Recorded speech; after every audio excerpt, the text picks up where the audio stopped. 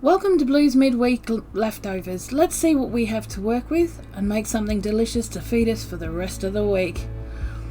Let's go.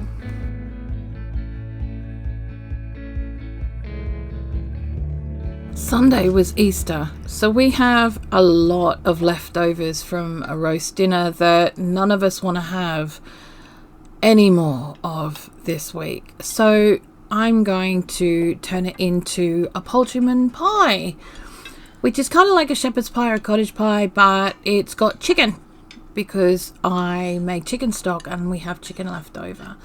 So first off, I'm going to get the mashed potato and the mashed carrot and swede that we had left over, and we're going to mix those together. 2 plates gone. Ta-da! Simple. You know, I love that. Combining these two items not only gives you a different flavour but a different texture to the top.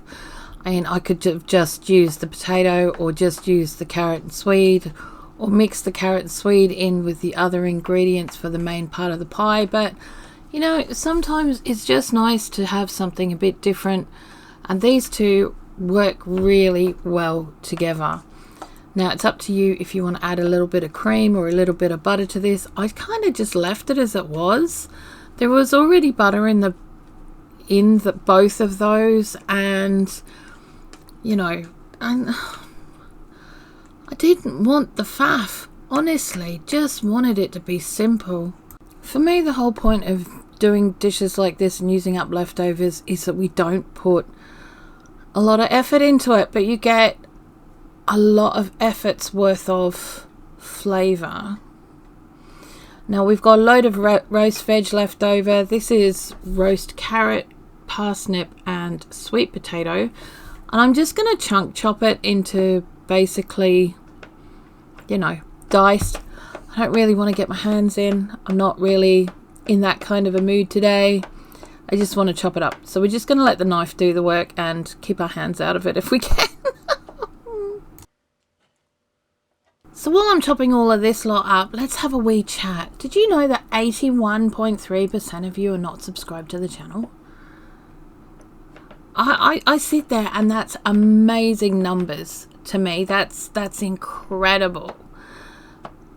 So if you've actually enjoyed what you've been watching, or you enjoying content from me, just hit the subscribe button and then you get way more of it. You know, I mean, I know it sounds like it costs something. It really doesn't. It's free. And you'd be helping out the channel more than you realise. I mean, you know, you don't have to give me any money. YouTube does it for you. It's fine. Just watch my content. Subscribe to the channel and help us out. Now that we have our veg all chopped up, we're going to pop that in a bowl. And the only thing that is not a leftover is those peas. Now they are frozen peas. I had some in the freezer. We're just going to chuck in a few of those because we didn't have any greens left over. And it's what, like a cup of peas? I don't care. It's just peas. Now we've got the roasties. We're going to chop those up in the same way. We're going to get those, what's left of the roast potatoes, into the rest of the roast potato, roast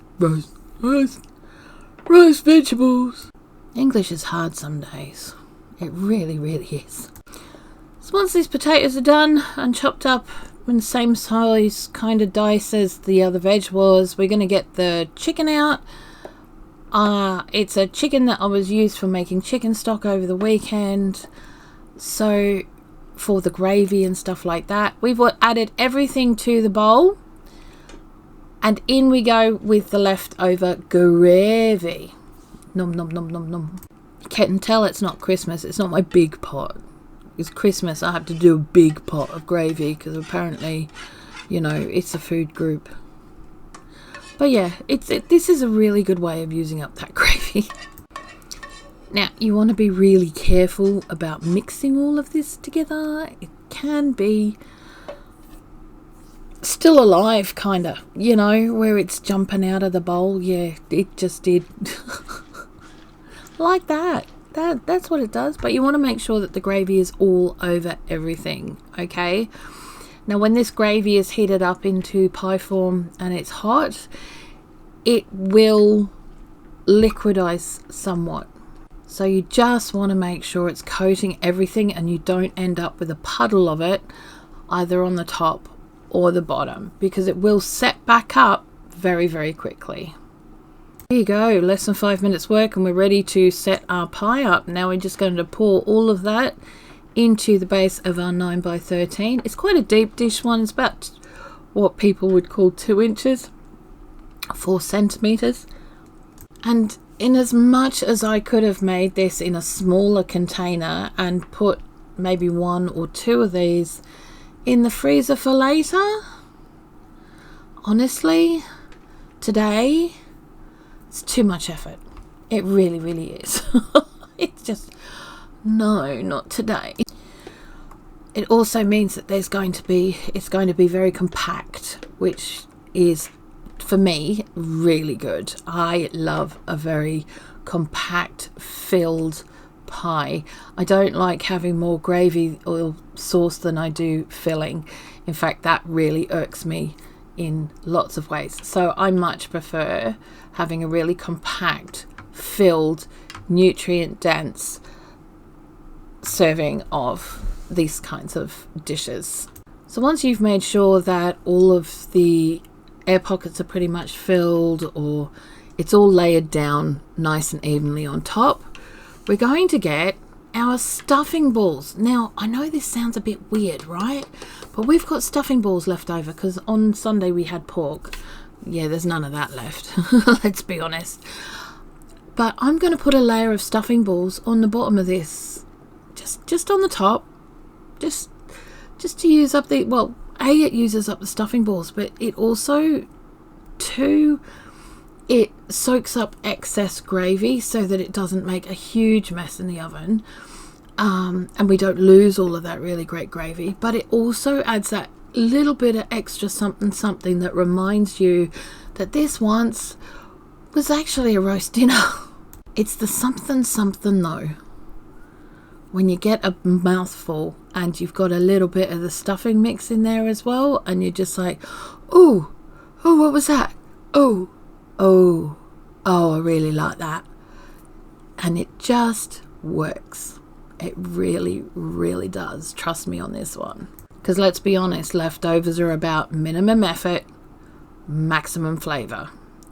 So we are now ready to place our mash mix on top, and you want to start on the outsides of the dish. Why? Because we want to actually smooth it right up to the edge of the dish, because that helps to create a seal, which again stops the gravy, or helps to stop the gravy from disappearing. And we don't want to lose what gravy we have. So if you wanted to do something like this but you didn't have any mash, you could use pastry if you've got it. Short crust, puff, flaky, whatever, doesn't matter. You could even use phyllo if you've got it, you know, whatever's in your fridge. The point is, we are using up leftovers, and it just so happens that this week these are our leftovers. So yeah, putting the top on is probably the only place that we're really going to put too much effort into, because I really want to make sure that those edges are as sealed as they can be. Now, it's all very well just dumping globules of mash all over the top, but you tend to end up with a dish that is covered in the gravy. You've lost half your gravy, and it's like, oh, you know, just not the same. Whereas this will cover it. It will minimize gravy loss, because the gravy will have to force its way through the edges and through the mash. And because of the way that we've structured the inside of this pie with the extra stuffing balls, etc., and it's quite condensed, we should have, along with the sealed edges, minimal loss of gravy, which is quite cool. But Blue, can't we just make more gravy? Well, yeah, you can. Can I be bothered? Not today. Now once I've done this, I will place this dish on a baking tray. Why do I do that to go in the oven? Because do I want to clean the oven as well as clean this dish and everything else? No. It's Wednesday. Oh, I've got enough to do, you know. I don't want to be getting down on the floor and having to order cranes and everything to get me back up again. Forget it. It ain't happening. We're going to put this on a baking tray, and then if we do lose any gravy, it'll be minimal, but it'll land on the tray, and all we have to do is clean the tray. Yeah. Once this is done, we will be placing this in the oven for 45 minutes to an hour. Now, if you have preheated your oven, it will take half the cooking time. I go from cold. So it warms up properly through the middle, and I don't end up with a burnt top and a cold insert. So what do we put this on? We put this on 180 degrees Celsius, which is gas mark 4 or 350 Fahrenheit. Okay, and as you can see, we've lost minimal gravy. A little bit that we've lost on the side there, tiny bit on the corner, but honestly we've hardly lost anything.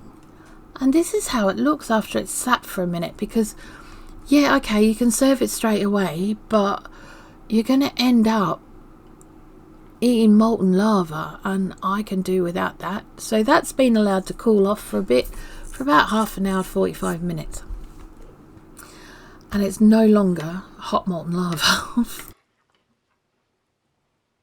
Now my lot all had a serving of this, and we only used that corner of the pan. But look how chunky that is. Doesn't it look good? I can tell you this, it tasted amazing. Absolutely incredible. Tanny loved it. Jules loved it. We've got enough for the next 2 days. And I don't have to cook again. Yahoo!